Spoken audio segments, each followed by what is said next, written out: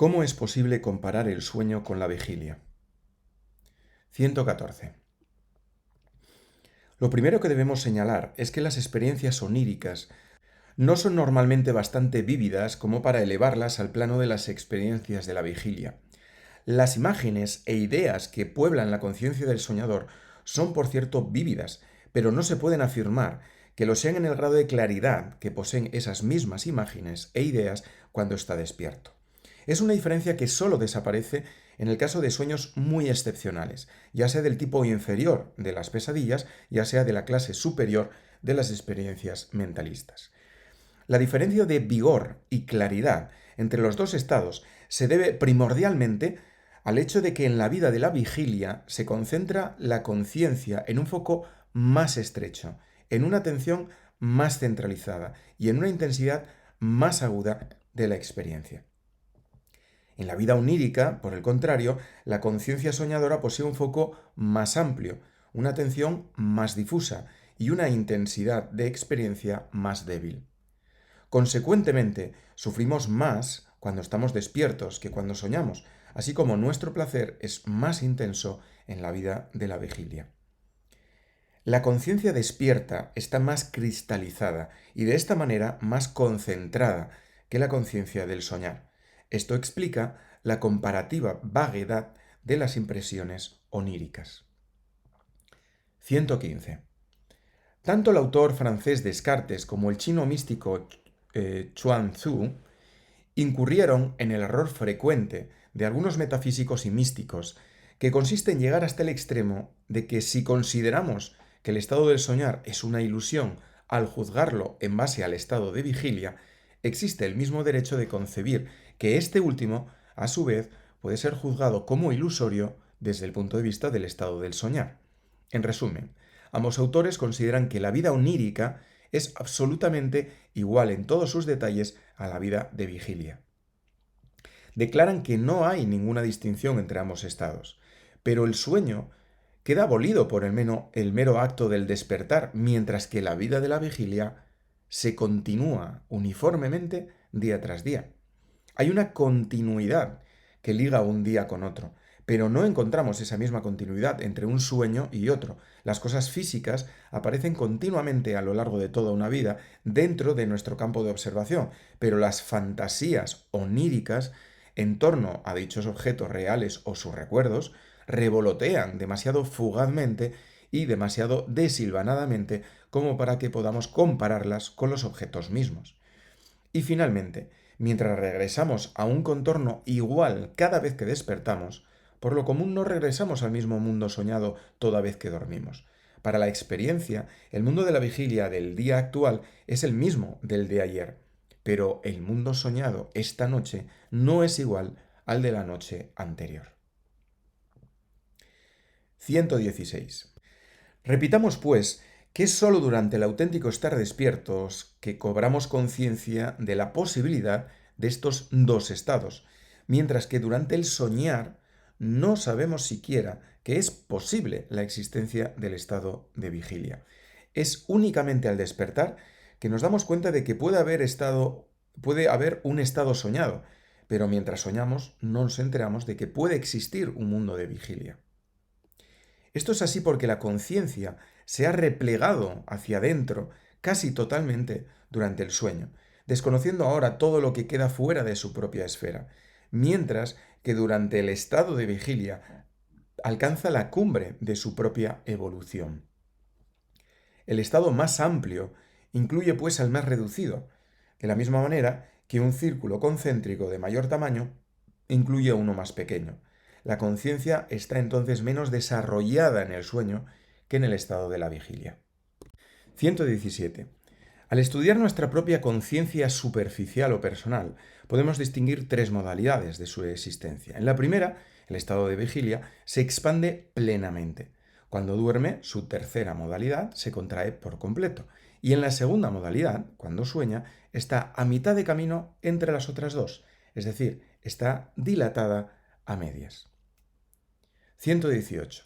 La conciencia superficial o personal no es otra cosa que un fragmento de la conciencia de existencia superior universal. Esta conciencia limitada se expande o contrae por etapas.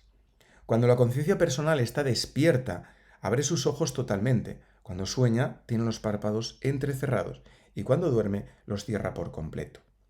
Este gradual aumento de la apertura de la conciencia personal explica por qué al estar despiertos sabemos que también existen los otros dos estados, mientras que cuando soñamos ignoramos la existencia del estar despiertos.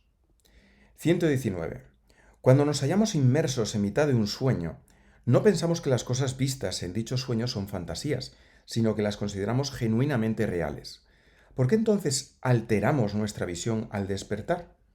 Porque no nos sucede lo contrario y trasladamos al sueño los mismos juicios que caracterizan nuestra valoración de las cosas que vemos despiertos.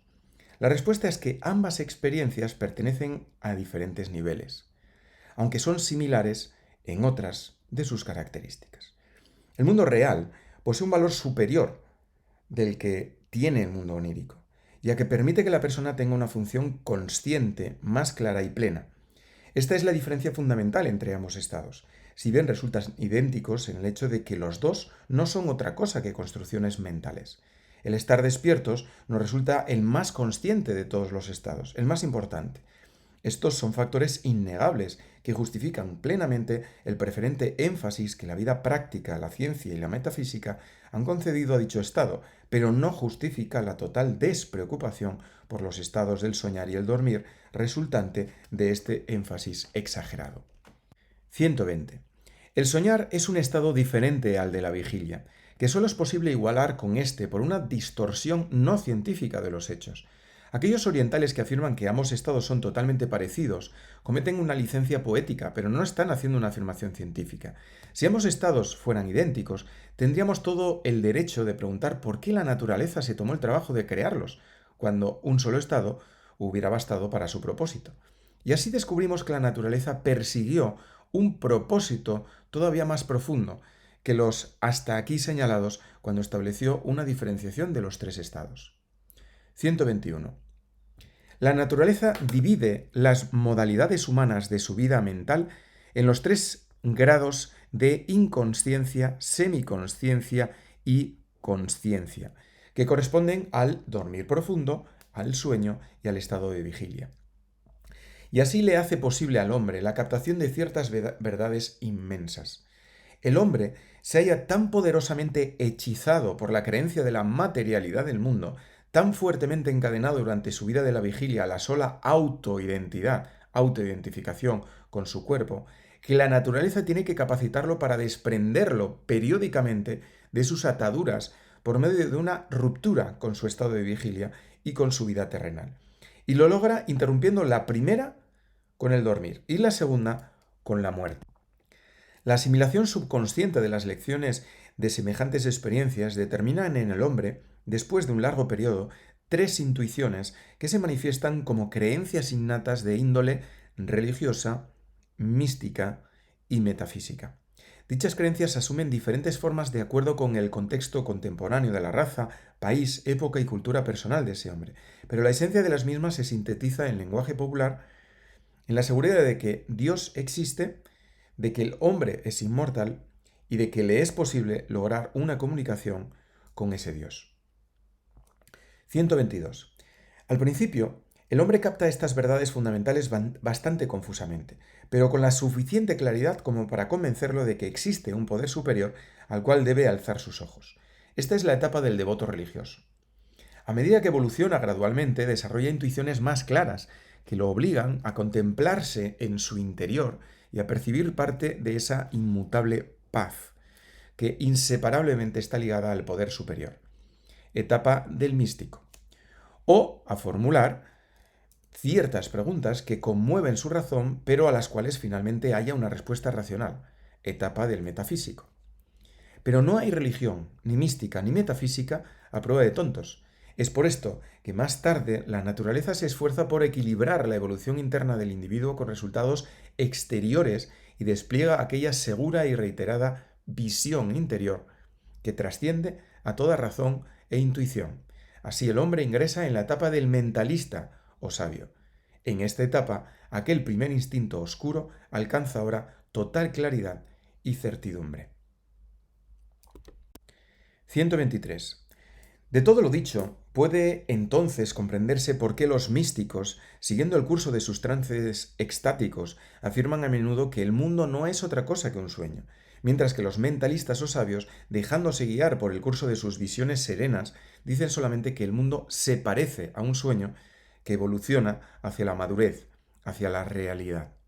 Sir Henry Holland, un prestigioso médico inglés del siglo pasado, siglo XIX, observó con pacientes ancianos que las personas que viven hasta edad muy avanzada comienzan a percibir sus propias vidas como un sueño.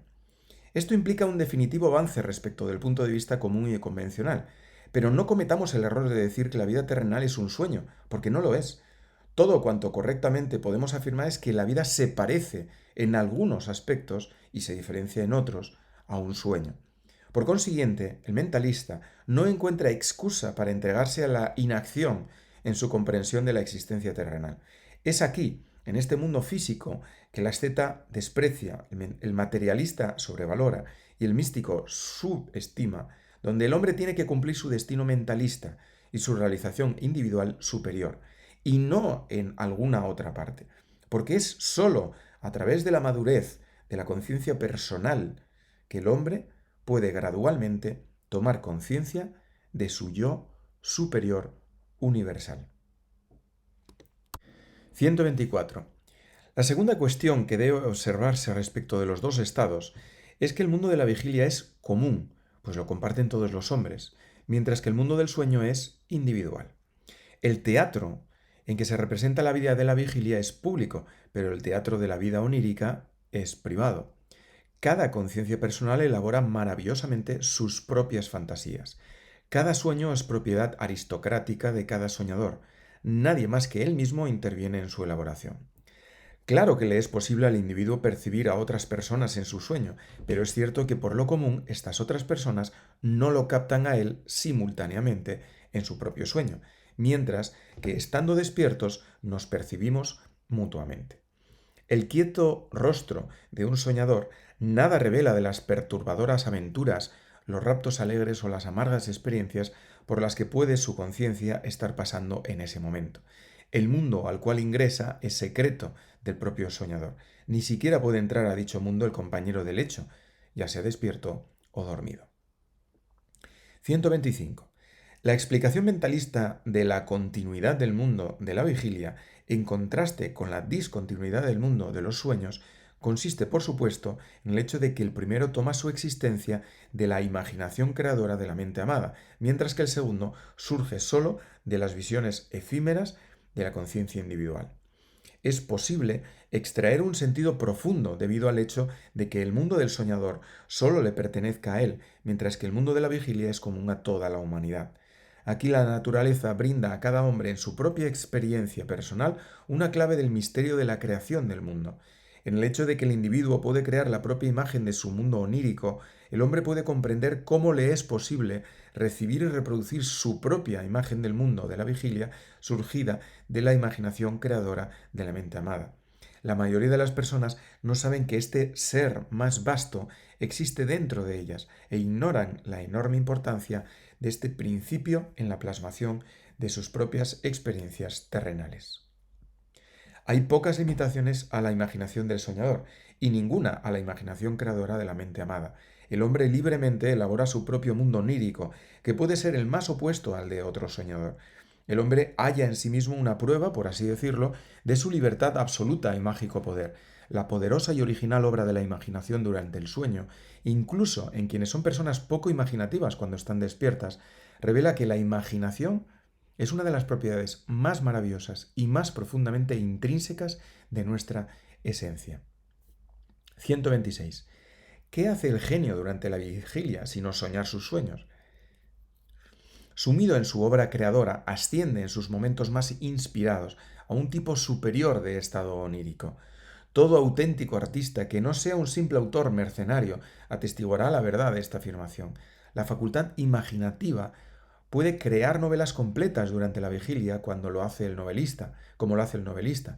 ¿Cómo no habría de poder crearlas durante el sueño con mayor facilidad, puesto que puede expresarlas directamente, en forma de pensamiento, y no indirectamente a través de las limitaciones de un mundo, de un medio artístico? Es esta la razón por la cual la persona más común puede desplegar una gran creatividad imaginativa cuando duerme, siéndole en cambio imposible demostrar igual poder creador cuando está despierta.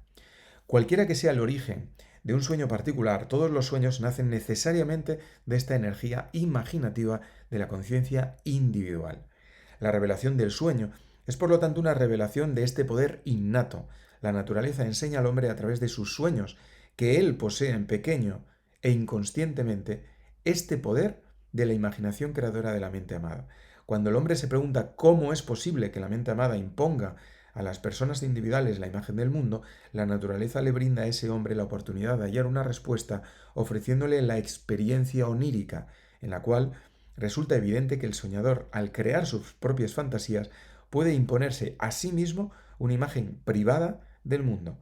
Después de todo, en el sueño, el hombre contempla solo lo que él mismo produce, aunque en ese momento no tenga conciencia del proceso.